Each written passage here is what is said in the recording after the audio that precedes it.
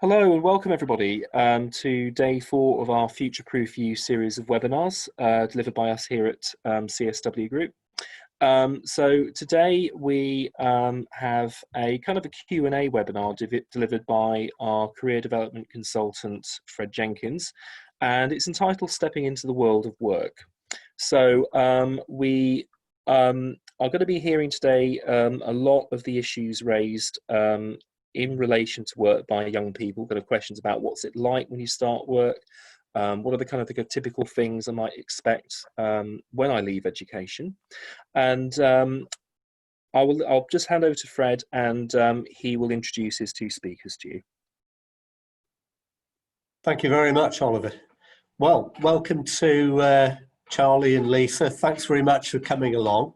The whole purpose of today's webinar is to sort of help young people who are looking to go into the world of work, whether into employment or to an apprenticeship, to perhaps maybe think about some of the things that might be involved when they actually start a new job or apprenticeship. So I'm sure many young people have got lots of different questions that they might have on their mind, and both of you as being experts, I'm sure will be able to help to answer some of those questions. So thank you for that. I was just wondering maybe if we could actually start off by perhaps maybe asking you just to tell us a little bit about what you do and what your job involves. I was wondering if you'd like to start, Lisa, yourself. Yeah, of course. So I work in HR and I work for Apex HR, and we are a consultancy company. So we don't do internal HR for a specific company. We do HR work for a lot of small, medium companies.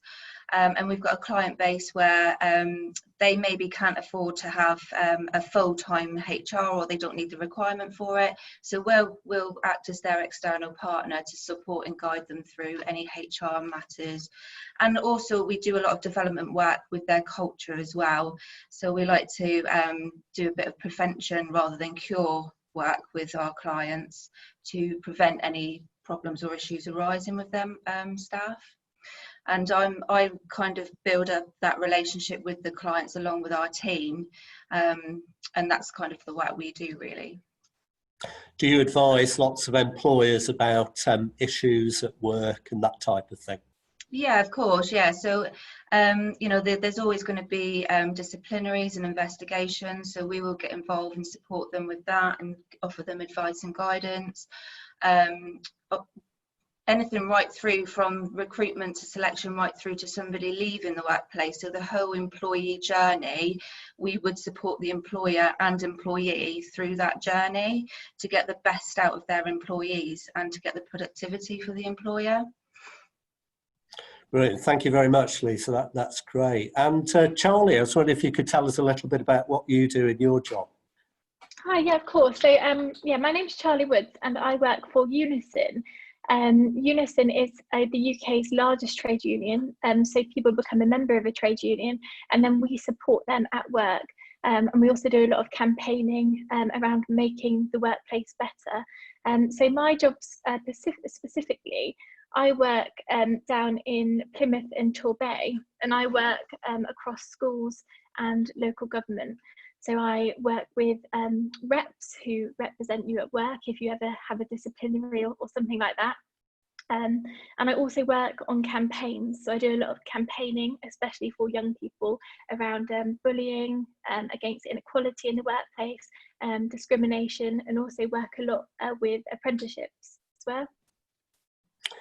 That's brilliant. Thank you very much. Thank you both for coming along. I was just wondering if I could start off by asking you some questions. When someone applies for their first job, they might actually hear about different types of contracts.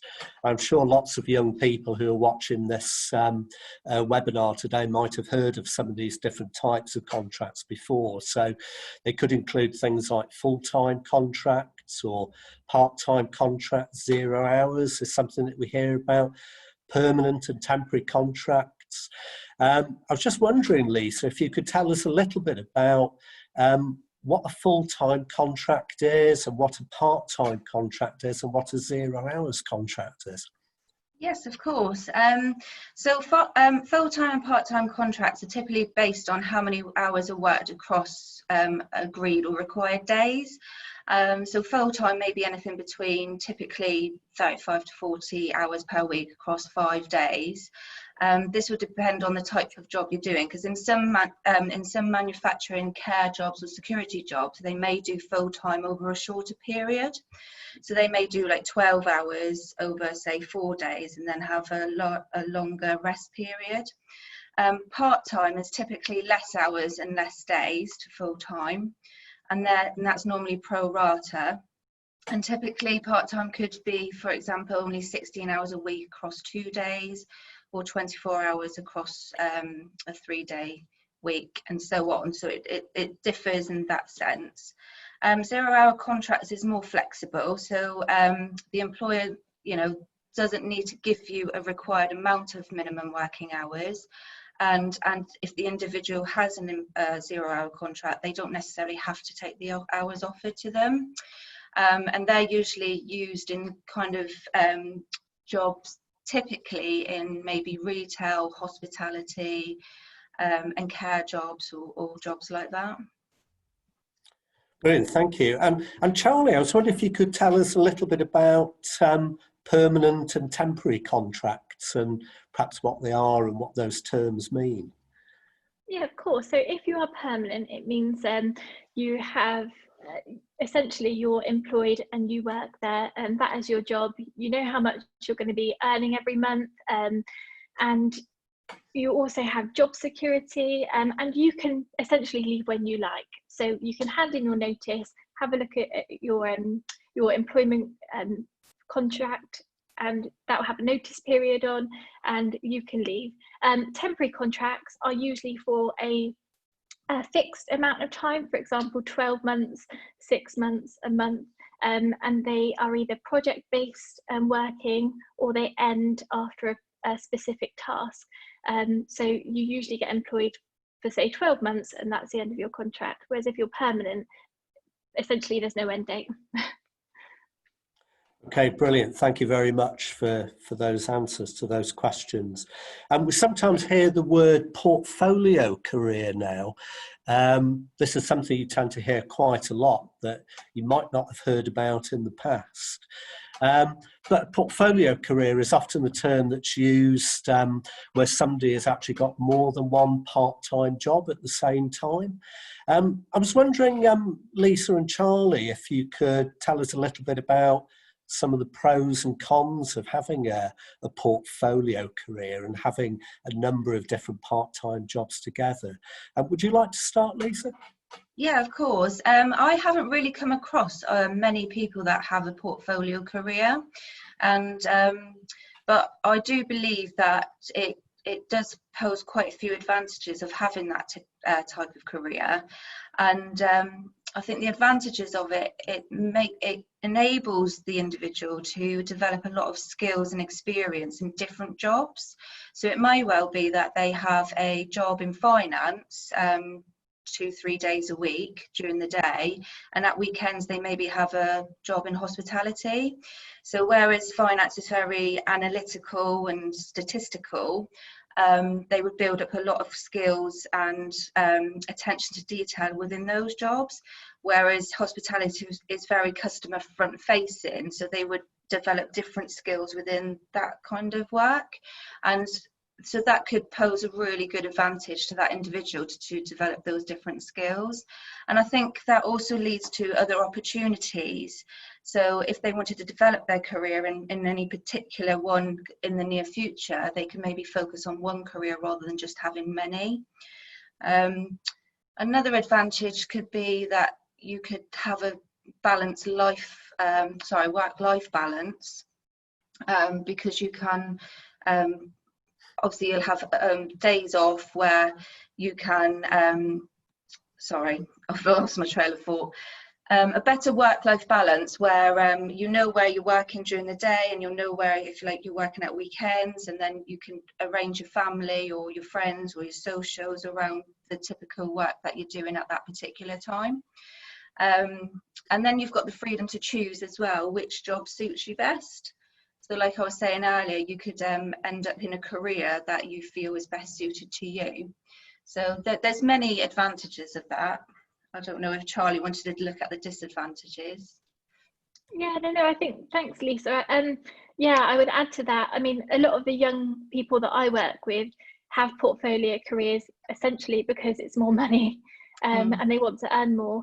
But I would also stress to just make sure that you're looking after your mental health, and also you're not working above the, the recommended hours, because sometimes, and I see it a lot, where people are juggling 2 or 3 different jobs part-time, and obviously they'll be studying as well, so just to make sure that you're not taking on too much, although it can be good extra income and look good to other employers because you've got different skill sets, and you'll learn, if you're in a few different roles like hospitality, for example, retail, you'll have better experience. But I would just also reiterate that it's really, really important to look after your mental health, and to make sure you're having your breaks, not working above the recommended hours, etc.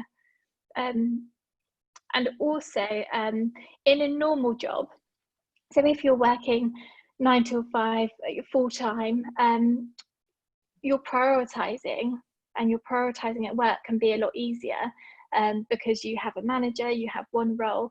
But if you have 2 or 3 jobs, you will have to do that prioritising yourself. So essentially you're taking on a bit more responsibility.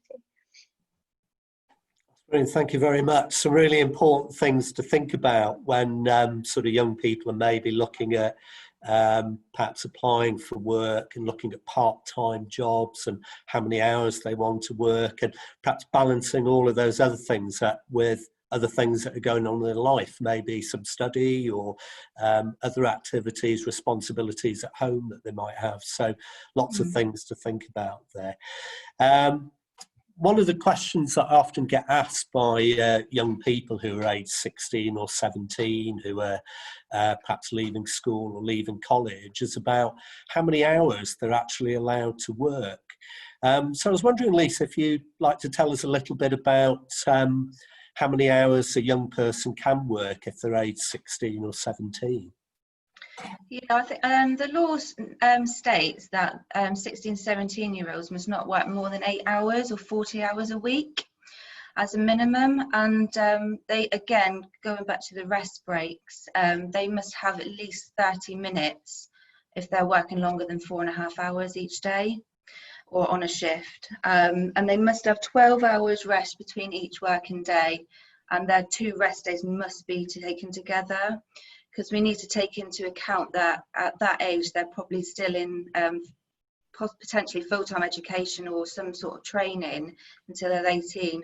And just going back to the point that Charlie made earlier, it's about balancing obviously what they can do in work and also their studies, and making sure that they're looking after their mental health and they're not burning themselves out working too many hours. Charlie, if somebody is age 16 or 17, are they able to work shifts, including maybe working at night? So they can work shifts, but working at night, the law says, and it states that you must not work after 10 p.m. or before 7 a.m. Now, there are some exceptions to that, depending on where you work. So you could work, although I wouldn't recommend it, but you work from midnight to 4 a.m. onwards, only in the following types of work. So I'm going to list them because I think it's really important. So those are advertising, agriculture, a bakery, catering, a hospital or similar, nursing home, for example, a hotel, pub, restaurant, newspaper delivery, or retail. But this is only on the condition that there is no adult work available to do it, that any sort of study you're in, it's not going to have a negative impact and it's not going to get in the way of any training. However, if they do work after 10 p.m. or before 7 a.m., your employer has got a duty of care to make sure you're supervised by one or more adult, and that, repeating what Lisa said, that you're having enough rest breaks. have a look, if you've got time, just have a Google. It's called the Working Time Directive. And that is legislation where essentially I've got this information from. So if your employer says to you, can you work this many hours? Google the Working Time Directive, put your age in, and that is where all your answers will be. So yeah, the Working Time Directive is the legislation, the law that employers use that they have to stick to when asking you to work. Does it make any difference, Charlie, if somebody's aged 18 or over? Yes, so if you're 18, you can't work more than 48 hours a week. So it goes up by 8 hours a week, but this is averaged over a period usually of about 17 weeks. So when you turn 18 and you're hitting that, you turn 18, I would look at the Working Time Directive and see if you're working the correct amount of hours. There is an opt-out scheme, which is used in hospitals, for example. But as I said again, 48 hours is a lot a week to be working. So yeah, check the Working Time Directive. It's a really, really good tool to know about when going into the world of work.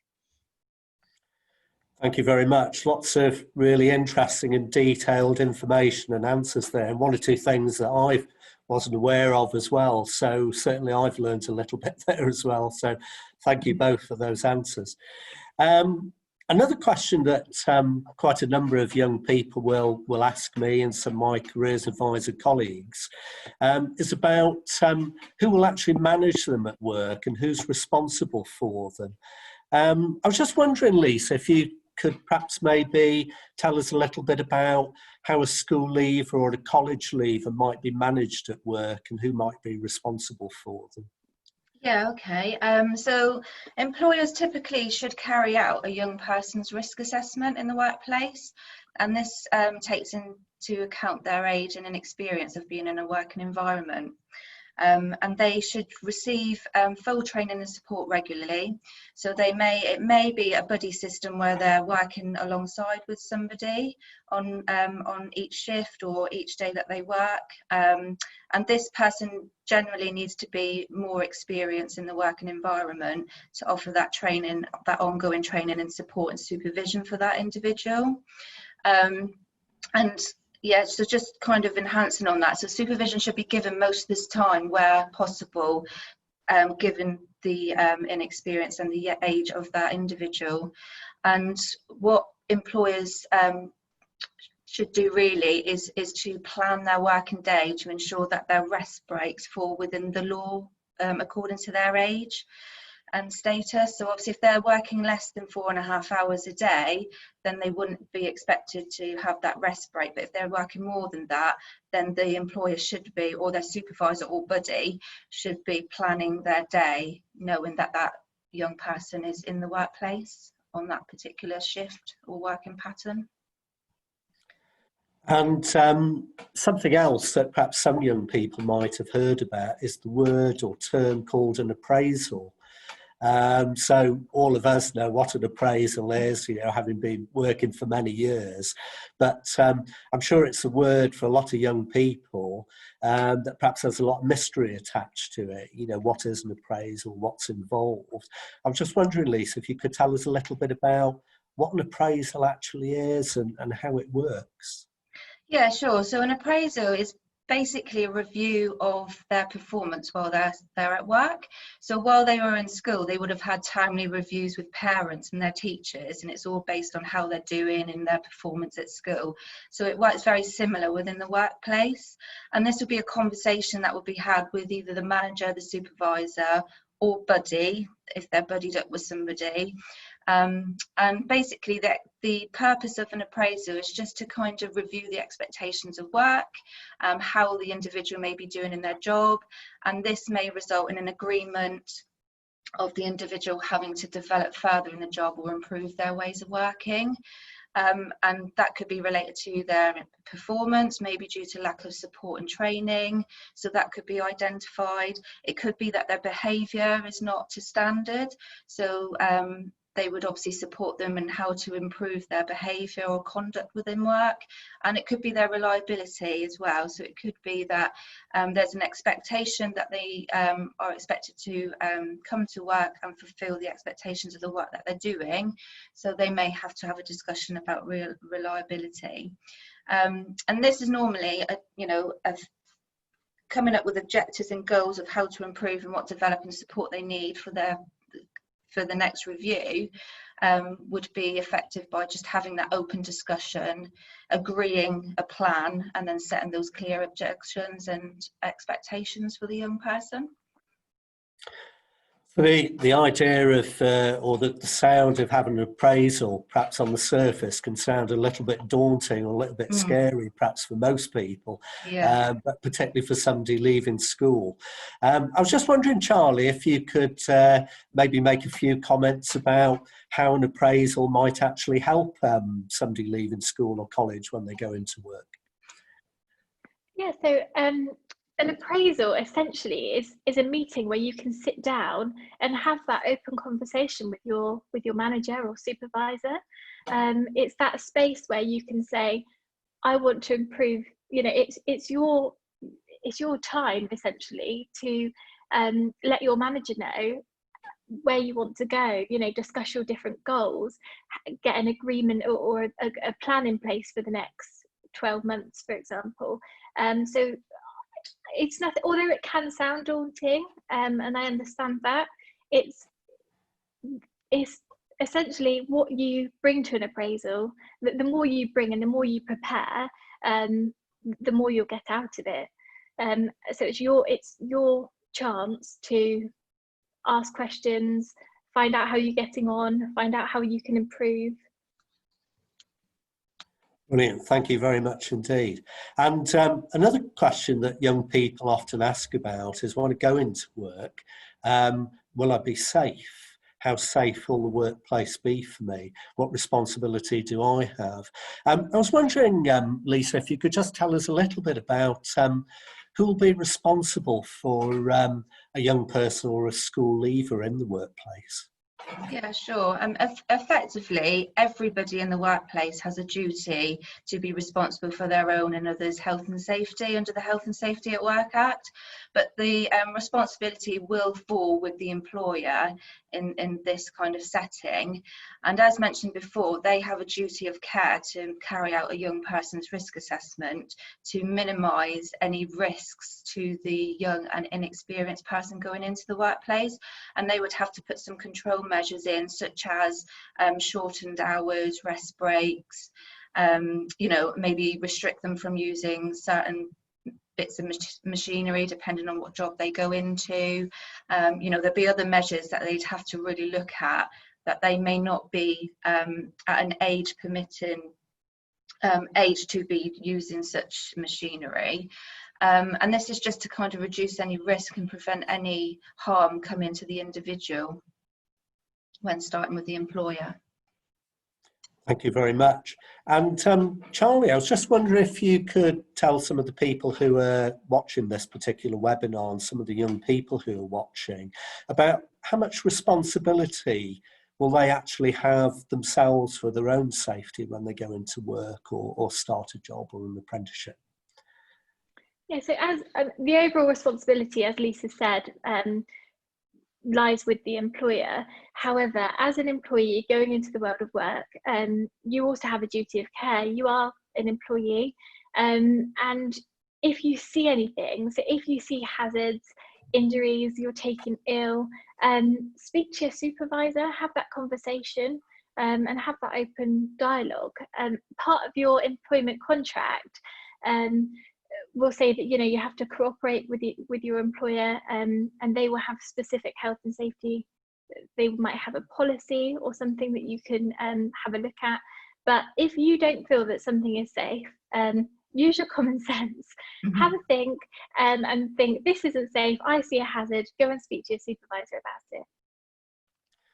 Right, so as you say, the message there is always ask for advice and help if you need it. Definitely. Yeah, and there's no such thing as a stupid question. If you've got something on your mind and you see something, you think there might be a risk, which could, there could be injuries, something isn't safe.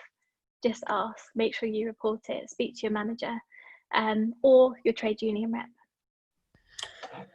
And Charlie, can a school leaver at work join a trade union? Yes, definitely. So I'm biased because I work for a trade union, but when I actually left school, no one told me what a trade union was, or the importance of joining one. And it wasn't until I needed one that someone said, why are you not part of a trade union? So unless you are a police officer or are in the military, anyone can join a trade union. You don't have to, but we would recommend that you do. So joining a trade union, you join the trade union that represent the industry you work in. So I work for Unison, which is a public service trade union, which represents people that work in hospitals, people that work in local government, in schools. But if you worked for the fire brigade, you might join the fire brigade union. So when you go into the world of work, find out which trade union you should be part of, and go online, have a look, see what it's about. You essentially pay every month. If you're an apprentice, our rates, I think you pay £10 a year, and we offer loads of education, loads of confidence courses, and also that support at work. So if you don't feel able to speak to your manager or you need some advice, in the first instance, I would always say, try and speak to your manager. But if not, find out if you've got a trade union rep and come and speak to us. We have a group of people in the Southwest, which are called Unison Young Members, and it supports specifically young people going into the world of work. And we campaign for workers' rights and to make people's lives better at work. So yeah, definitely, anyone can join a trade union.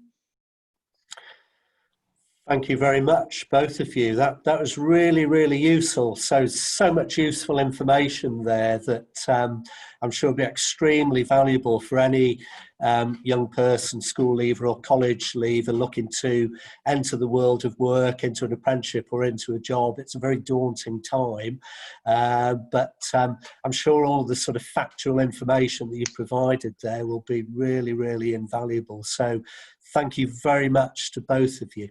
Thank you very much. You're welcome. No, thank you. Thanks for having me. Thank you. Thank you. Thank you very much, Fred. So I hope that was useful to you all. And if you haven't been able to catch up on any of the other webinars that we've been broadcasting this week, all will be recorded. They'll be made available through our social media channels. In the meantime, if you do have any questions for our career development consultants, the email to use for this week is careerquestion@cswgroup.co.uk. So I'd like to say thank you to Lisa and Charlie, and thank you also to Fred.